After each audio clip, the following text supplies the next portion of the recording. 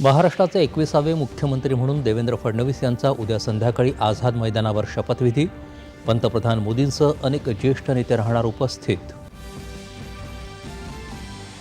विधिमंडळ नेतेपदी निवड झाल्यानंतर फडणवीस यांना पाठिंबा देत शिवसेना राष्ट्रवादीसह महायुतीनं राज्यपालांकडे सत्ता स्थापनेचा केला दावा.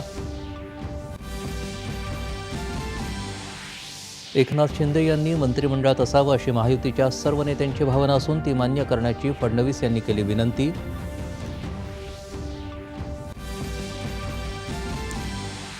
महायुतीत स्वतःपेक्षा महाराष्ट्राला काय मिळणार याला आमचं प्राधान्य असल्याचं सांगत मंत्रिमंडळात सहभागी होण्याबद्दल लवकरच निर्णय घेण्याचे एकनाथ शिंदे यांचे संकेत.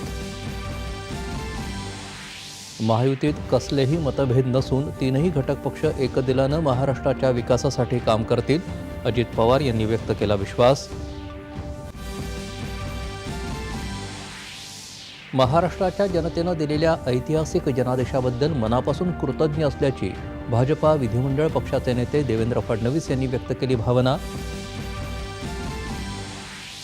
जनतेनं दिलेल्या बहुमताच्या कौलामुळे जबाबदारी वाढली.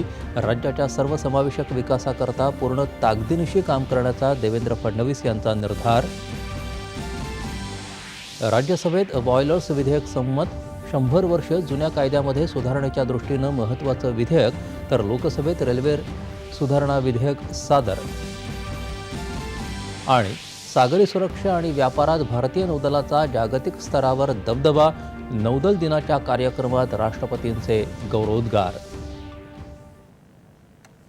नमस्कार, 9:30च्या बातमीपत्रात मी विनायक घोडे आपलं स्वागत करतो. आता पाहूयात